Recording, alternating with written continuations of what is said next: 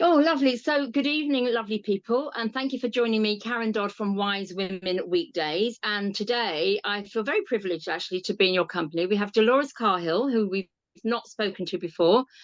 We have Callie Spell, who we have spoken to before, and we have got Tom, who is anonymous. And this is going to be the second podcast with Tom, who has invited Callie and Dolores to join us because he feels that they're going to support what he has to say. Is that correct, Tom? Yeah, very much so. Both Callie and Dolores, literally, sort of when they were first, particularly Dolores, when I was first introduced to her, literally within probably maybe four really in-depth fundamental questions, she absolutely got what I was saying, and from then on, it's literally just been, like a learning curve, which has been fantastic.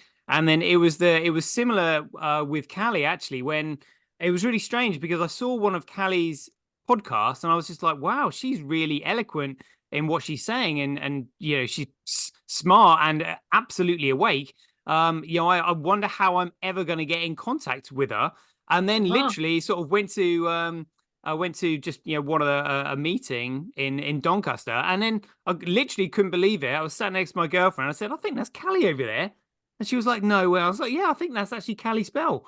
And then went in to introduce myself at the bar, and then she actually kind of like knew who I was anyway. So I was like, oh, fantastic. this is fantastic. So it's kind of like I'm very much aware that this thing that we are in is bigger than all of us. It's certainly bigger than me individually. So I've literally never been this probably financially irresponsible or reckless, if you want to call it that way, ever in my life, because I was just like, you know what, I'm literally going to have to rely on the universal energy to provide, because it's just I can't do this on my own. So I will take anything that the universe throws my way. So if I see an opportunity, I will take it. And I mean, to be honest with you, even meeting Dolores and Callie was literally the chances of that happening were so slim, but they did, and I was just like, right, I haven't even got time to Well, question how it's lucky I've got. I'm just going synchronicity. to do it. It is synchronicity, isn't it? As Carl Jung would say, it's meant to happen, and it's proving, we're signposted to meet the right people at the right time. We're coming together, and we're not alone. And I think that the beauty of the internet is that it does bring us together. I'm on a boat on my way from Wales to Ireland. I don't know where you guys are. I know Callie, well, Callie, I guess you're up north somewhere.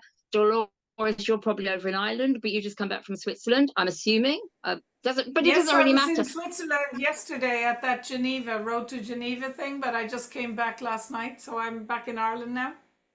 Fantastic. Oh, well done for supporting that. And I don't even know how that went, but there was a great presence, wasn't there? So yeah. And Tom is behind the mask for good reasons. But so what we're talking about tonight, I guess, is a follow on from last time. Tom went through the way we've got to, or how we've got to where we are now, through wars, through fiat currency, etc. Look at that podcast, which was done about a month ago. I think for those that want to see, how we got to where we are this evening, and we're going to be talking about a way out, Tom. So over to you. How are we getting out of this situation that we're in? Yeah, brilliant. Yeah, so the reason I asked Callie and Dolores to come on the show is because, one, they might be able to give their input if I'm explaining something that sounds a little bit complex, and they can just maybe simplify it or something like that. Because I find that when you're quite advanced in a topic, you can it's a bit like driving a car. You forget what it's like to learn. You're like, can't you just change gear and put your foot down? You forget that there's so much more to learn. So if ever I'm saying something that maybe they think can be expressed in a better way, they can jump in, but they can also learn from what I'm saying, because the information that I'm giving out here has probably taken 5 or 6 years to accumulate. But the thing is, it's taken me 5 or 6 years, whereas I'm pretty sure that I could deliver this within a few months. Because when you're learning a topic, what actually takes time is, if you sort of like if you metaphorically think of a lake full of shit, and there's one direct path through it, very, very quickly. Once you know where the path is, you can tell everybody else where the path is. But the reason you know where the path is because you've trodden in all of this shit, for so long. And it's, even though I know all that shit isn't actually necessary for other people who are trying to learn. So I can literally just give them, the path to follow on. So that's really what the point is of this talk today. But to crack on, the whole point of this again is about money, because this all stems back to Henry Kissinger's quote when he said, "Who controls the food supply controls the people. Who controls the energy can control whole continents. Who controls money controls the world." Because it's money that controls the flow of goods and services. Money is the means of exchange that is used to economically incentivize human behavior. And it's human behavior that actually should dictate markets. So, for example, if the market was genuine, then humans would only do things to actually better themselves. Whereas if you are a nefarious entity and you don't want humans to better themselves and you want to wipe, 3/4 of the population out so that you've got the world to yourself, what you need to do is you need to control that means of exchange and then falsify the market and effectively control the market in the direction that you want to take it, which is, of course, in the situation that we're in, getting everybody injected with your nanotechnology so you can track and trace them everywhere they go, and eventually coerce them into taking poisons that are gonna see them see their end of life cut short, sort of thing. Yeah, so I think Australia, they've just agreed it in Australia, haven't they? I think the law for it's just gone through, so it's just a matter of time for the rest of us to sorry for interrupting you. That's right. Yeah. So this is why it's what I'm telling you here. It's a race against time to get this information out. And I heard you talking on a Richard Vobe's show, and allegedly Dave was saying, oh, SHA-256 was created by the NSA, and it's digital, and they're trying to get us into this digital prison. And like literally, I'm conflicted between two emotions, one of immense frustration and another one of sheer desperation to get this out there, because this is literally the only hope we have, because it's taken this lot hundreds of years, if not thousands of years, for a money to emerge. And a money is a monopoly commodity. And to phrase that simply, when a commodity monopolizes a market due to its ability to be used as a medium of exchange, it becomes a monopoly commodity and recognized as money. That's literally what money is. So they had to wait for a money to emerge before they could then set their plans in place to try and confiscate all of this money and use and securitize this so that they had control of the security, which is fiat currency, and then they can, dish it out to whoever they want. So the whole point of World War I and World War II was to set a plan in motion that would allow them to confiscate all the world's gold. So what in order to understand what money is, the monopoly commodity, you first of all have to know what a commodity is. So the word commodity is an amalgamation of three words. It's first of all something that's common, and this is probably the most important word, because there is common sense, there is common knowledge, there is common law, there's tragedy of the commons, there is commodity in economics. The word is common, and common just simply means there is no human barrier to entry and there is no single central point of authority or control. That is common.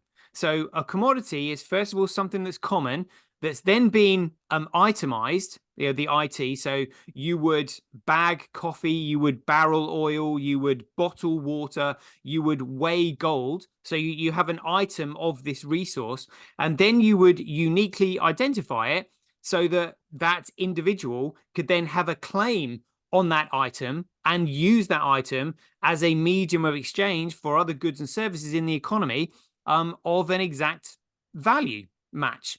So you only need a money when there is a third person that comes into trade and an economy develops. Because if there's two people, you can just barter. You can literally trade like for like. But in the world that we live in today, where you have resources all over the world, where you're buying things online and all this kind of thing, there is the medium of exchange really has to be digital data. So the question is, how can you commoditize digital data? That's the question that you have to ask yourself. And what was so significant about the Bitcoin white paper that was released on the 31st of October 2008? And by the way, no coincidence that the SPARS pandemic that was published by the Johns Hopkins University was also published on the 31st of October, because we know that this lot like their symbology. The white paper expressed for the first time in history how to commoditize digital data. And digital data can literally only be commoditized one way. So in the same way that there is one gold, there's one silver, there's one coffee, there's one apple, there's one pear. An apple is not a pear, a banana is not an apple, silver is not gold. They are individual things. It's the same with data. It can only be commoditized one way. But when you commoditize it, because it actually has value, it can then be used as a medium of exchange.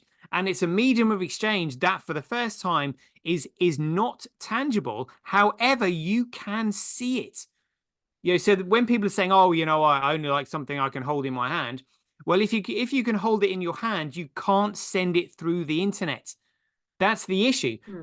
So because data is useful, you then have to think yourself, well, how can I make it valuable? Well, the way you can make it valuable is by enabling people to own and control their own data. So the question is, well, how can people own and control their own digital information? Well, at the moment, all of our digital information are stored on centralized corporate servers, which this lot control. So what we really need is a globally distributed, economically competitive server network that we can access, where we control our own data. So the issue is, if you do have a globally distributed, economically competitive server network, how can it function? Well, the only way it can function is if the only way you can access this network is through something that is fixed in supply. So if you have a bit of data that allows you access to this network that is, like, again, globally distributed, economically competitive, so therefore there is no central point of authority or control, which means you then control your data. So if the commoditized resource is then fixed in supply, and that's the only way that you can access this network, that means that fixed supply has value because of its use case, because you need that resource in order to access the network where you can own and control your own data.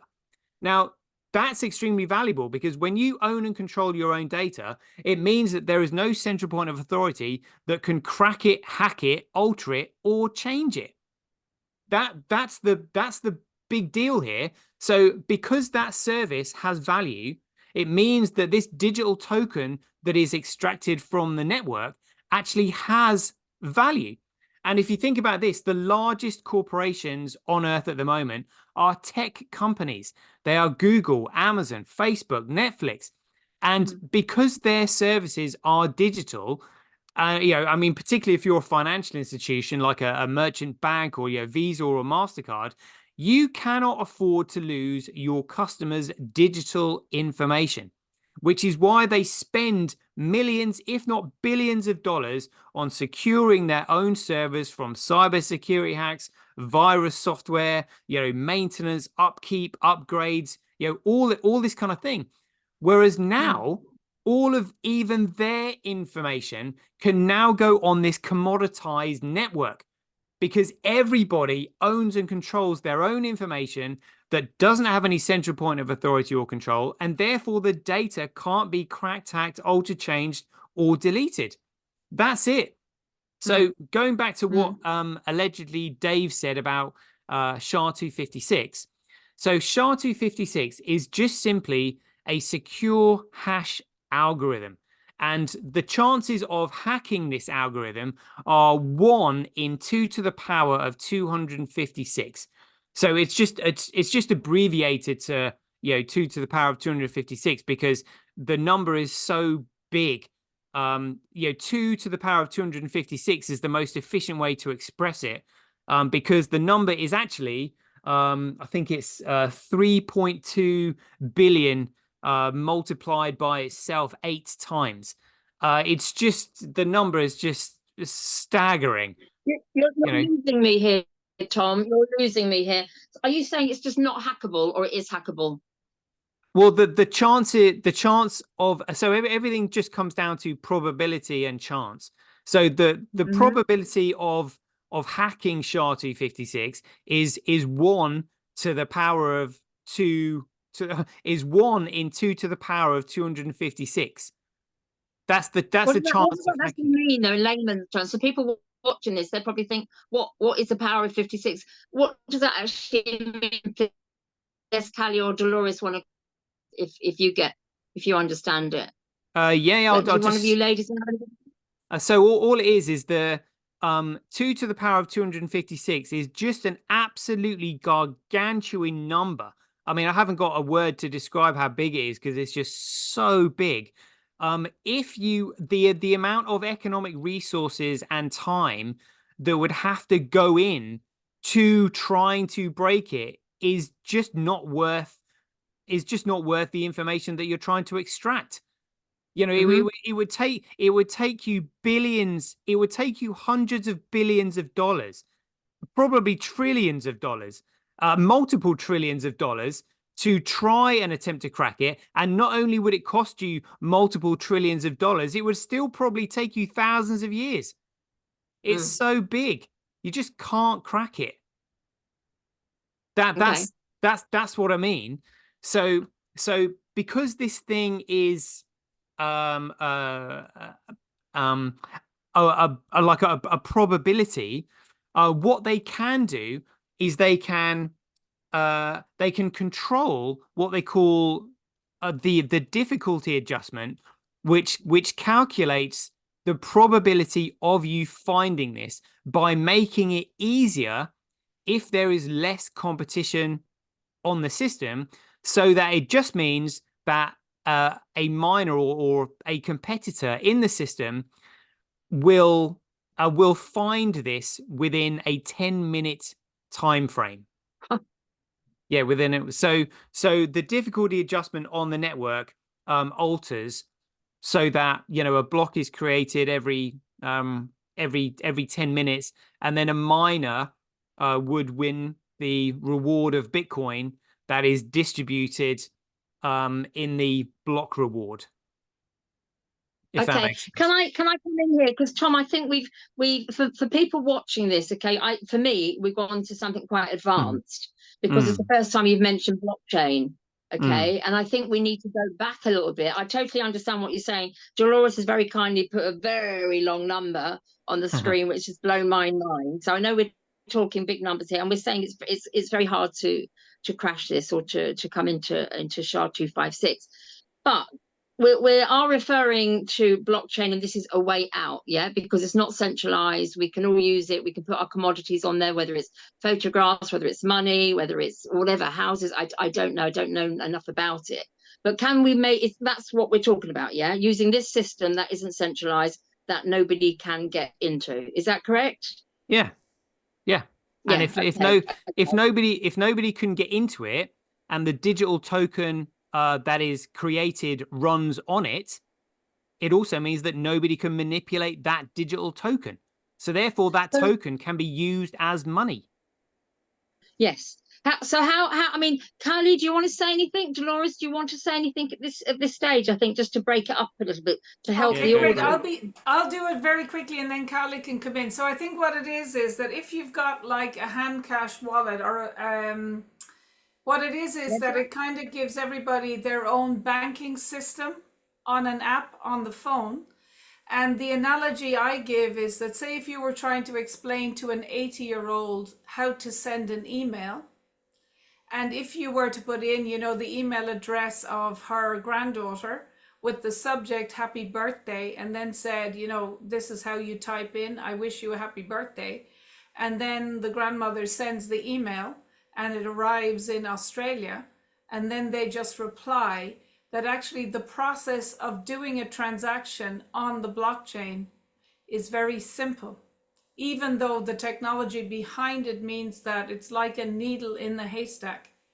If you need to, it's private as opposed to anonymous. So if there was, you know, 50 billion going to somebody in Ukraine that was stolen fraudulently from a taxpayer in England, then you could potentially find it. But in general, it takes a lot of work to find something. So it's essentially private. But essentially, the technology is, if I wanted to buy or go on Kali's courses, and say if she charged something in fiat currency or something on the original, you know, 0.01 of a Bitcoin or 0.1, that within about 3 seconds, if she gave me her address like Kali at Handcash, I could just transfer over the fiat money or the BSV. Kali would get it, I would pay for it, and then I would get access. So it's essentially the equivalent of a bank, an emailing system, a hosting system, and it's a completely separate form from the internet. So the analogy I use is if you have a house, you have a sewage system, we'll say, which is like the internet, but you have a water system and you have an electricity system. They are all completely integrated across the world, as is the plumbing, we'll say, for the original BSV already exists. Once you have an app on the phone everywhere, and anyone can use it. And essentially, if you do podcast something, you can do maybe 2,000 podcasts for 1 penny. So essentially, it's free. You know, it's very cheap. And because you're paying for your data, you own it forever. Whereas when you're using Google or the internet or YouTube, you are essentially getting it for free, but they own your data. They also access all the contacts on your phone, and all of their business models is then selling your data. So that's the analogy. I hope that's a little clearer. That makes it very clear, I think, for our audience and for me. And Callie, did you want to add anything to that? Yeah, and I was going to say initially that nobody explains it better than Tom and Dolores, because I've met them both, and I think it's key to get over to people how super important this can be, how big and what a potential it is to add to our freedom than rather going into a CBDC digital prison, basically. And just, you know, building on what from what Dolores said, you know, just to give an example, you know, that these big tech companies are utilizing our digital information. And just to give you an example, and I got this from Tom, that, you know, Amazon make more from the traditional business, well, I mean, more from this than the traditional business. You know, that's how big it is. But at the moment, they are running it on their private servers. So, you know, it's like Dolores says, they're accessing our data. So as we know, all cryptocurrency, you know, it's not backed by anything, but digital data, our data is our property, and we can store it up on the BSV network, and data is a global commodity, and it's got value to it. Like I said, we can't perhaps hold it, but it's ours and it has value. And at the moment, they're asset stripping us. It's the same as when we deal with debt. It's this, you know, like we utilize the Data Protection Act. It's all about data, because we can reveal the concealments that are going on behind the scenes, basically, this concealment within all these trusts. So it's the same in the legal system, and we know the legal system is there, it works on persons. So again, it's about, you know, taking it back and doing it for us and for one another. And like Tom said, it stops this black market ability. It stops this like Dolores says, we can keep things in the private, but it's not anonymous. So it kind of course, they want to stop it because they don't want this to occur because they utilize all those systems, and it's about us utilizing BSV to empower ourselves and free ourselves. So it is it's huge, and it like we've said, it's decentralized. It's no central point of influence, and it's backed by this commodification of data. So it's absolutely massive if we can. And I think, like what the system does to us, we tend to steer clear of it. I know I did, because I didn't really understand it. And what Tom does, and Dolores, and we've done some interviews on my podcast about this, is we're just trying to break this complex information down into a bit of a meme for people. So like Dolores says, it's not that complex, but they're kind of like with anything, like the law, like stay away from it, don't look at it, it's not for you plebs, it's not for you proles or pursers, stay clear of it. And we're on a bit of a mission to simplify that and try and help people understand Well, it. Peter, I don't know what the is. Oh, you broke up then. Maybe it's me. V, what S stand for? Is that blockchain something, or anybody? Tom, you both mentioned it. B, because I wrote it down. I put a note. BSV data. No. Oh yeah. It's just Gone. yeah. I'm still here. If you can hear me, I think it was just your No, signal went a little bit. Yeah, excellent. Yeah. Sorry. Yeah. So what the reason we're mentioning BSV, which stands for Bitcoin Satoshi Vision, is because in order for the digital network, the Bitcoin network, to be classified as a commodity, it had to go through the process of commoditization, which is neutral organic growth. And so because the protocol itself doesn't have any central point of authority or control, it means that it is vulnerable, and therefore has to be protected externally via patents. But you can't register a patent under a pseudonym.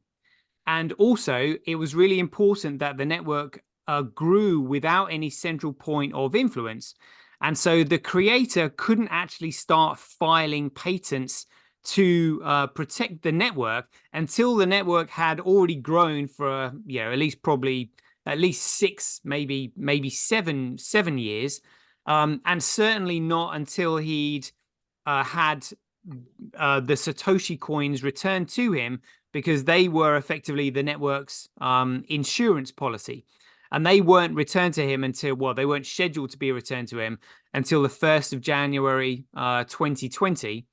And again, January 2020 is quite significant because that's when they brought in the first COVID lockdown. And the reason they brought in the first COVID lockdown is because they thought that Satoshi was literally going to flip the market back into his original protocol that they'd corrupted. And they were just like, oh no, if people start using a money that's outside of a central banking system, one, they're going to expose our network. And we've spent thousands of years plotting this totalitarian one world government, and they were so concerned that they literally orchestrated the first lockdown in early 2020 because of this. That's how significant it is. But the reason we're saying BSV is because prior to 2020, in fact, in 2017, which is when they released this SPARS pandemic, they subverted the Bitcoin chain. So they created their own chain, which removed all contractual credibility and economic value from it by removing people's signatures from the data. Because if you're sending digital information to someone, then what gives it value is the ownership of that data. If that data belongs to you, then you can say, well, that value belongs to me, and I'm therefore transferring that value over to you. And the way that's done is through transferring signatures. And Section 2 of the white paper states very clearly, we define Bitcoin, the network Bitcoin, as a chain of digital signatures. That's what it is. You're sending a bit of data, which is fixed in supply, with your digital signature on it that says, yes, this is going to you and you are receiving it from me. In the same way that when you make a contract with somebody, if that signature strip is not on that contract, or that the signature is not signed properly, that contract is null and void.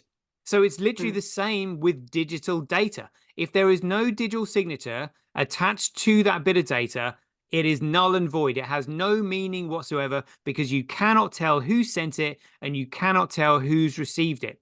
So the powers that be knew they had to somehow, separate the signatures from the data, and they started downloading the digital signatures onto their own private servers. So people were just sending bits of digital data that had no value to it, like literally nothing at all. But in order to get away with this, they had to collude with the exchanges to list their new protocol with the ticker symbol that people associated with the original design. And that ticker symbol was BTC. So they went through this huge propaganda campaign in order to encourage the Bitcoin miners to change their hashing algorithms, or change the algorithm and mine their new protocol, which was listed by the exchanges and therefore carried with it the market price. But underneath it, what they've done is corrupted it and made it fundamentally worthless and useless, because it doesn't allow you to have control over your own digital data anymore, because you're actually uploading it onto a digital network that they control, because they are not responsible for any changes that they make on it, because there's no signature attached to any alterations that they make. So the original design has actually now got the ticker symbol BSV, but it's just Bitcoin, if that makes sense. It kind of makes sense, but I mean, how did they manage to do this? If this was created by Satoshi, who I know you have said it is an individual, because I know in my research people say they don't even know who he is or it is or they are, but you have affirmed that it is one individual. So in Japan, did he create this with this in mind because he knew what was coming? Yeah, absolutely. He knew what was coming. So, okay, which is great. So he's created this system of blockchain so that we cannot be we can come out of being centralized. How come they have managed to get hold of it, though? If he's created this system that isn't centralized and now it's being corrupted, how have they managed to do this? I don't understand this thing about the autograph, about the signature. Sorry. Am I just being a bit thick here? But I'm trying to think how somebody watching this podcast, I'm trying to make it what they're going to ask as well, to make it clear. So how has it been? So literally all they've done is the powers that be have created an alternative protocol and just colluded with the exchanges to list it using the ticker symbol that is associated with the original. That's it. Right. Okay. So they've created something. So it's a bit like gold being gold, and then I come along with a bit of lead, and then I paint the lead gold and say, oh, there you go. That's gold. I need you to list this. Right. I need you to list this bit of crap as gold on your exchange. And because it's painted gold and everybody's calling it gold, because people are ignorant, they're not going to know that it's gold until it's too late. But we don't mind. So it's kind of been corrupted. So the original pieces of gold, is that still existing? We've got a parallel system here now. So they've like infiltrated the Bitcoin or the blockchain system, I think is what you're saying. So, but is that correct? They've infiltrated it, so it's been corrupted. So they haven't corrupted it, and they haven't actually changed it. All they've done is created their own. And subverted the ticker symbol that used to list it. That's all they've done. They've just stolen the name. So those of us that have Bitcoin and we're happy because it's not centralized, we're safe. It's not anonymous. It is anonymous, but you can track every transaction, I believe, on the blockchain, can't you? It's coming from the Smith account going to the Jones account. You can see that. I think it's not private. Is that correct? You can see every transaction. Well, so all you can see is bits of Bitcoin, data going from one legacy wallet address to another. To That's it. another, okay. Yeah. And And where it's been subverted, then is the original one still there? And I think Callie's going to say something here. Is the original one still there? yeah. So the original one is listed now, is now listed as BSV. That's what Right, we're all BSV, talking about. that's what we're talking about. So we need to go back to the BSV, the Bitcoin Satoshi Vision. Yeah. That's what we all need to get back on board. That's our way out. Yeah, that is our way out. Yeah. Okay, thank you. I kind of get it. Callie, what did you want to say? No, just I suppose in like simple terms, I suppose like BTC, like Tom said, is bullshit really, and it's BSV has the original signatures to the original Genesis block. And as we say, there's a universal maxim: he who creates owns, and that's how powerful it is. I know in legal terms, just I deal in debt. So how we're being the most successful in bringing down this arm of debt collectors, unsecured debt and banking. I mean, it works for secured debt as well, but it's obviously a little bit more difficult for obvious reasons because it's secured. But we know that the legal and financial arm, the one and the same thing. This is the City of London. This is the Bar Society, which run the court systems, etc. So when we start to understand that it's all banking, see judge, see postmaster, see banker, it all goes to the City of London. It all goes to the Bar Society. But the power of data, not just with BSV, but also to be able to bring down these debt companies, to be able to show the concealment behind the scenes, if you like, of what's going on with these trust agreements. Like obviously when we sign anything, or we sign a loan note, or you sign a mortgage, you're creating the credit, and then a trust is created, and a special purpose vehicle then moves that asset away from you, and then they leave you with a debt. But what I'm saying is there was a decree called motu proprio, and it was and basically the white pope, whether you believe in the white pope, the black pope, the grey pope, etc., the white pope created GDPR, Data Protection Act 2018, freedom of information, and that was started by Pope Benedict in 2010. And then it was continued by Pope Francis in 2013. And what that did was gave us the tools basically to be able to use data to reveal concealments within all these agreements and contracts, to show ultimately in simple terms the fraud in them. And it created new statutes of intelligent authority, and it was for the prevention of illegal activities. So we can't express how important data is in the kind of battle against the matrix, the system, whatever you want to call it. And it's the same with BSV. We've got this ability to be able to, obviously with the commodification of this data, which the white paper allowed, and Dr. Craig Wright, etc. Because as we said, it stamps out the corruption. It stamps out the ability to do all this stuff that we know is going on anonymously. The Data Protection Act, it reveals the concealment, it reveals all the fraud, and it's almost like pulling, it's like a game of Jenga. It's like pulling the blocks at the base, and the whole castle kind of falls down. And that's how important data is in relation to BSV, and that's how important it is in bringing down the fraud of the banking system and that cartel ultimately. That's and that's why, like Tom says, they don't want that, right? So they want to remove it. Don't like Tom said quite cheekily, it's like getting a piece of lead, painting it gold, or having a piece of shit and painting it gold and going, this is what we're going to utilize, when really the truth of it is BSV, and it always was. And the power of that data, that ability. Thank you, Callie. Excellent. Dolores, you've unmuted. Did you want to add? Yeah, no, I just wanted to follow up, I think, on so what all of us. Oh, you've gone, Dolores. You've frozen. Let's see, Dolores, you have, I don't know if you can hear us, but you have frozen, so maybe come back in a second. And what I was also going to say then, I mean, this is incredible stuff, what you're saying.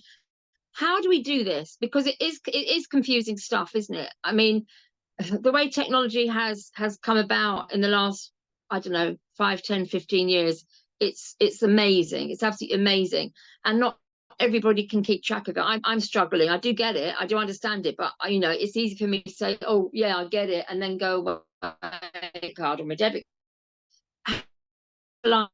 Is it for the generation on board? Because we are the gatekeepers for the new generation, for the younger people. They're all on their screens and everything. Oh, have we lost Tom as well? We have. Hopefully they're going to come back. What do you think, Callie? I think it's just super important that we try and simplify it, because like we can kind of skim over it. I mean, I'm happy if Tom is, I'll do a free Zoom and we could answer questions in real time for people, to try and get it where it is more, bite sizable. Because when you break it down, like I say, it is a bit like legal stuff and lawful stuff. It tends to hinge on a few points, really. And I think sometimes like the younger kind of generation tend to get it because they're more tech, kind of just as Dolores said, if you have to teach your gran how to send an email, it's complex to them at first, but it is just about creating those new neural pathways, and getting people just to think in a bit of a different way, because we've all been so heavily programmed to think their way and don't look at that, look at this. And that's happened throughout our history, of course. So really, this again, just to kind of reiterate it, but our digital data is so powerful. We're kind of giving it over to them on their corporate servers, and basically, in simple terms, it means they own and control us, just as they own and control you if you think you're a piece of paper with an all caps name on it, as a person, a legal fiction, a straw man, etc.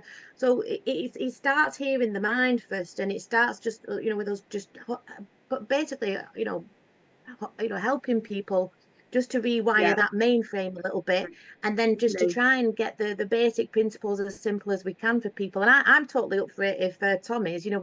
I would do a few free Zooms just to get people I think in a stand in it, yeah, and simplifying it, and ask in real time, understand it. because that's what I needed. Yeah. I onto something there, and I mean, Richard Vogt has got the audience. I'm sure he'd be very happy to do that. We can do like a live session for people to ask And to get on nobody board. can understand it more than Tom and Dolores. I'm still very much a baby at it. I just kind of get it because I get it in relation to data. It's kind of like Tom says, it's the river through. It's like Moses parting the Red Sea of the bullshit out there. Really, that's how powerful this can be if we can just get people on board to to get a grasp on it, or a grip on it. And it's good that you don't understand it fully, because then baby steps, so that Dolores and Tom can, you can hold my hand as well, because I understand it, but I wouldn't know where to start, even though I've got a bit of a Bitcoin, but I don't know if it's one that's worked. Dolores, So please, I what were you think going to as say? well, yeah, I was just going to say, the thing is, 2 generations ago, everybody would remember that the money that Oh, bless her. Dolores, you're frozen again. The money, somebody nobody, doesn't want to. Oh. nobody, would need to, that would be your private business, because in the law you have a right to life, travel, speech, privacy, and property. So that means that whatever you own or whatever money you earn belongs to you. But over the last 2 generations, they have kind of put people's money, forced them to put whatever fiat or commodity or whatever currency they had into a legal banking system. And then they are now, through their changing in the rules, they're saying that once your £40,000 savings is in a bank, if you read the terms and conditions, it belongs to the bank, not you. And that's why people will only notice now if they want to take out £1,000, they're very upset because the people behind the bank is asking, why do you want to spend your money?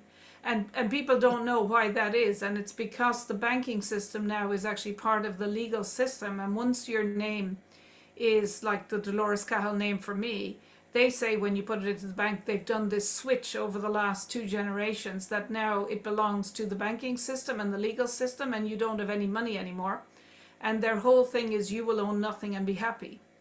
So the power of the original Bitcoin and the original blockchain system that's now called BSV is that if you want to earn something and you transfer it into BSV and you have one BSV, which is now, we'll say, £100, if I wanted to buy food from a farmer, or I wanted to buy a book, or I wanted to do a micro payment to put up an article that I want to acknowledge that belongs to me and retain all the rights, or a book, you can do it within 3 seconds. You download an app, you transfer over and buy one BSV or 0.1 BSV that costs about £10, and that can actually fund you to keep all of your data or your information private for a long time on the blockchain. So what's really phenomenal in everybody's lives is that it returns all of us into the lawful situation, that our data, so you're when you are in the law, men and women have the obligations to act in honor, do no harm, but we in all the nations in the world have the right to life, travel, speech, privacy, and property. So now this is returning the ownership of what we write, of our data, of our financial transactions, back into the lawful situation of being private. And in the law, the taxation system doesn't apply lawfully. And so it means that people can actually retain privacy and control of the money that they earn and the privacy of what they spend it on. So since I've been speaking out about the future in 2020, future adverse events around potential injections, and also that there was no need to lock down the world, my bank accounts have been frozen, and my ability to top up my phone, or to buy a flight online has been entirely curtailed for the last 3 years, and my banking cards don't work if I'm out of the country. Now, if that happens to me now, that can happen to other people speaking out, and it can happen to farmers. So the real power of this BSV blockchain, and I would recommend that people look into it. And even if you just put £10, it's like buying a kind of a safety net. That then you have the ability to communicate and do financial transactions from your phone to someone else's phone that cannot be censored and cannot be stopped by people in other countries that we don't know. And just for people to realize that if you wanted to buy some food with fiat money, or with whatever, that you would work for 2 hours in return for food, that nobody in a foreign country or no civil servant anywhere it can lawfully interfere with your right to trade and your right to buy food and your right to privacy. And that's really the power of the BSV, of this original Bitcoin. Thank you. Thank you for a great explanation. And I think many of us know what did happen in Canada with all the truckers, where all their banks were frozen, and it can happen And first many they came of them for, were in Geneva as well, saying, Carolyn. So, because I'm I'm censored as well there's an automatic censorship if I speak on Facebook and YouTube. And then there's other extent, like my WhatsApp didn't work on Sunday because I spoke on Saturday for like 2 minutes. So I met the truckers, and people who donated to the truckers, all their bank accounts and their ability to do business was curtailed just for donating $10 or whatever into to the truckers who were defending people's right to get food. So I think that's why it's very important what Tom has been dedicating years of his life to educating people, hundreds of people, including me and Callie, and, are giving all of us the platforms to communicate this. It's really about people's access to free speech and to get food. Yeah. Because the whole lockdowns a few years ago and climate change lockdown, it's all about controlling people, and it may mean that they won't have access to the money in their accounts that they have earned and lawfully belongs to them, but the legal system is deceptively in the terms and conditions saying, well, we can censor you, we can remove access to your data, we can remove access to your ability to buy food unless you do X, Y, and Z. And that is the huge power, and that's why the Satoshi Nakamoto team behind the original Bitcoin have been persecuted, really, and have been ridiculed and have been intimidated, and tried to change what the Bitcoin is all about, the message and the reason why it was developed in the first place. That's amazing. This information has come my way, and to get it out there. But like you said, Dolores, just get it and to walk through and you know, just get more involved, isn't it? You just need to one step at a time, baby steps. Yes, Tom, and are you maybe for still the there? last 18 months, I've gone around at my own expense, sleeping on couches and stuff for about the last year or so. After I met Sean, going around to 8 countries, you know, meeting farmers and people trying to set up health hubs and food hubs and co-ops, explaining to them about the law, trial by jury, the importance of access to food and co-ops, and that we buy our food locally in season and support our farmers as well. Just the importance of farmers, you know, in the connection to respect them. But also the fourth thing I was doing was to sit down one-to-one with like hundreds of people and teach them about BSV, and if they wanted to download an app and spend £20 to get access to the, because it's getting more difficult now to download the apps, particularly in England. So it takes much more time than it did, but it's important, even if you just spend £1 on it and you download an app like Handcash and Simply Cash, once you are on, if things go pear-shaped, what we want to do is ensure that farmers and people in health hubs and co-ops know this is like a safety net, and that if there, I met the guy in 2017 that wrote the kill switch to shut down all ATMs across Europe in one go. So if people did wake up and they said for climate change or monkeypox or whatever, all the ATMs are closed, then getting access to a way that you can actually continue to do business would be very important. And this is what Tom's message and Callie's message is all about. Fantastic. And apps now, if when we finish this call, I could just download Handcash or Simply Cash for a tenner or 20 quid or something, and then I've opened the door. Yeah, simple as that. Fantastic. Thank you. Thank you. We're coming up for our hour, I think, another 5 or 10 minutes. Tom, is there anything you wanted to say? If or anybody else wanted to say to this? Yeah. Well, first of all, just want to say thanks to Dolores and Callie for jumping in and adding their 2 cents, because it's been great, because this is what we need. You know, like I said, I can't do this all myself, so it's really great that they've come on and actually added to it. But what I will say is, just in terms of explaining the network some more. One of the key aspects to try and explain is that in order for a digital network to be classified as a commodity network, the network must produce common accountability. And the reason I say that's so important is because what had to be solved was the paradox of the centralized starting point. Because the point is that if someone started something, the same thing can be started anywhere, any time, by someone else, and meaning there's an infinite supply and therefore a fundamental value of 0. So what actually makes this network different is the neutral size and organic growth, which is why the chap who created it had to initially use a pseudonym and let the network go through this period of neutral organic growth without any central point of influence.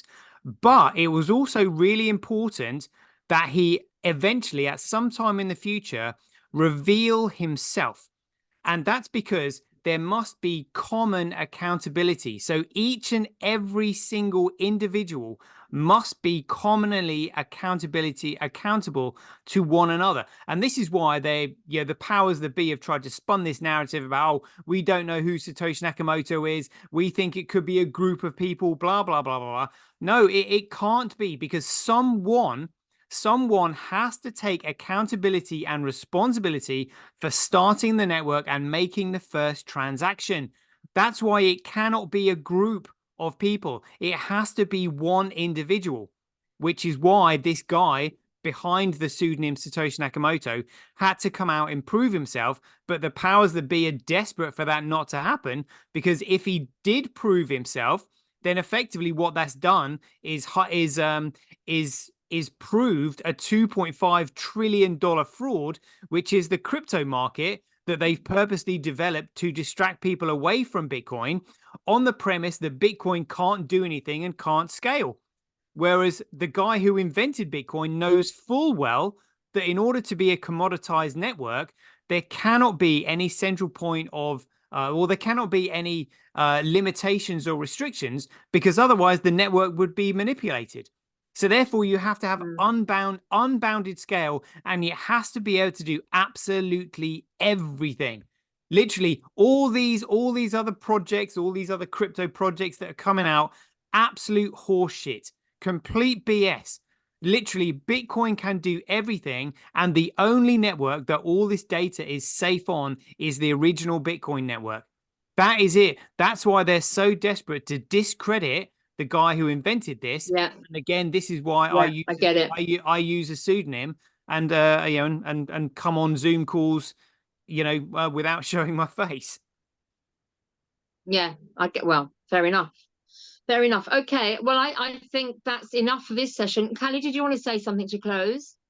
Yeah, I just wanted to say something quickly, and I think, like I said earlier, they get us not looking at this. They get us kind of making it sound extremely complex, and nobody better than Tom and friend of mine Satoshi, etc., can break this down really simply. But if we can just get people to understand the basics of banking and how economics works, how it's such a fraud on the people, and then we can get people, just making it more simple for people, understanding, like Dolores said, about this ownership of data and how powerful it can be. It's like it says in scripture, God is no respecter of persons. So when we can understand the legal system, and we can understand, how that links into BSV to free us from that system, then it's kind of game over for them, which is like exactly what Tom says. They don't want us to look at it, but we've got to. We must. Yeah. Well, yeah, great point, Callie. Yeah, and also just on that, to finish, so there is a network upgrade coming on the original Bitcoin network of BSV, probably in about 6 or 7 months, which has solved this unbounded scaling problem, which plagues the entire tech industry. And once this upgrade comes onto the network, it means that every single tech company, Amazon, Google, Facebook, Netflix, they can all port their services over onto the Bitcoin network, and the miners will then start profiting from the block fee rather than the block reward. And when that happens due to utility, we have an economically self-sustaining system, which is what the powers that be are literally shitting themselves about. This is what they cannot afford to happen, which is why it's a race against time. But what we need is as many truthers holding BSV in their wallets before that happens, so that then we'll have the economic power to start putting right what these bastards have done wrong. And again, can you reaffirm, how do we do this? What do we need to do? Get on our phones? Yeah, so Download these it's probably and Handcash. yeah, so they've purposely made buying it in the UK difficult because of what I'm doing. So literally, you can purchase B in any country in the world other than the United Kingdom. It is outrageous what they've done, and it's because of the information that I'm giving. So there is a way of doing it, but it's probably not best to advertise it on this sort of like public channel that's going out. So we'll have to start a kind of network of DMs to talk people through how to purchase it. I'd be happy to host it in my network. It's free membership, and we could do it. It's a private network, so we could always do something in the private network. People could come on and have a free session on how to that would be great. That would be fantastic. Yeah. Perfect. Okay. Fabulous. Well, anything else I'm a bit blown away by it. I'm understanding it. I know I need to do something about it. Anybody else like to say anything to close? Oh, well, Dolores has just popped back in the room, so she can finish up. That'd be great. Yeah, do you want to finish up there, Dolores? Yeah, that's good. And my internet went completely out there just after Tom started talking. So that's the not so good side of censorship. And I think it's only some of us who are the most censored realize how important it is, because there's a new project as well called Terranode, which are working with the key developers and Satoshi Nakamoto team, the original one, and Craig Wright. that they can do now up to 1 million transactions per second, which means that this thing has huge potential. And I know Amazon Web Services are running the initial validation of those kind of numbers over a long period of time, and Tom did it on one of his podcasts. So I think what it is that we are now, in a way, 30 years ago, those of us who remember when the email started and the internet, it took a while for it to actually reach into people's world. And the original Bitcoin and blockchain have been around for 15, 16 years. But I think if there is any attempt to lock down the world in any way, or say that there is some issue in relation to data or cloud storage or ATMs, what Tom and what all of us are kind of saying to people, especially maybe the 40% of people that are waking up that something is not right, that just investing a little bit of time to find out about this technology would actually be hugely beneficial to them. So it's a bit like trying to grow food yourself. I would put it up to, the thing about where people inform themselves about prevention and treatment in 2020 and made maybe decisions that they do not regret now, or people who made decisions that they regret, if they had maybe opened their minds to listen to people saying things that initially they find uncomfortable because of they've been told the opposite through the education system or cognitive dissonance, or nobody else they know is talking about it, that if you do come across this information, it is certainly worth taking the time to find out about money, about securities and commodities, about the way the banking system is saying is if your money is in your name, like John Smith or Dolores Cahill, that they now claim to own everything and you will own nothing. And part of learning about the difference between law and legal, the importance of growing your own food, the importance of having a network of co-ops and health hubs and farmers within your community, and then understanding the BSV blockchain is kind of fundamental if you want to do business in the months and years to come if there is an issue, and also to buy food particularly, or to support people who are being whistleblowers or intimidated in the potentially the years to come. This is really a bulwark to restore our freedoms and our money freedom, our ability to even just buy food in whatever way and barter or whatever, time versus BSV, whatever will happen in the future. And I would go so far as to say that if 10 or 20% of people started to get access to having BSV wallets on their phones, it would actually prevent future encroachments on our freedoms in the decades to come. Yeah. Thank you, Dolores. One thing I would say is also, when I've spent time in Africa, before all this hoo-ha hit off, I was building schools and set up a charity there, and they don't have access to cash. They work through their phones. They're always, sending money through their phones in Africa. So I think it's a similar sort of thing that we're trying to set up here. But what they did say is, if you lose your phone, you lose everything. So would that apply here? If you've got these apps on your phone, can you turn them off, kind of thing? Is that phone like your lifeline? So you do have to, and that's why it's important to get the information from someone who's reputable, and Tom has a lot of information on his channel. But there are certain key phrases. So it would be like, in your bank account, if you have your key PIN codes to your bank account, there are key phrases and key wallet addresses that you must write down and keep private. And then even if you lose your phone, you can get another phone. And as long as you have like your key phrases, then you can access your account on another device. It's like and also, words, people are worried that you do need a certain signal and a certain ability to recharge your phone. But even if there was no electricity for a few months, the blockchain is still there, so even if there was some unusual event where there was no electricity, that you can still access your Bitcoin on your wallet as long as you keep your private information and your wallet address. Good to know.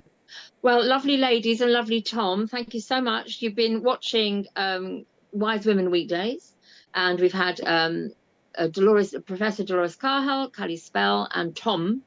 And if you want more information, please put comments, like, more, and yeah, just put it in the description and we will get back to you. Brilliant. Thank you very much. I'll then stop the record button and I'll just speak to you after very briefly. Thank you very much, Karen and Tom and Callie. Thank you. Yeah, thanks, guys.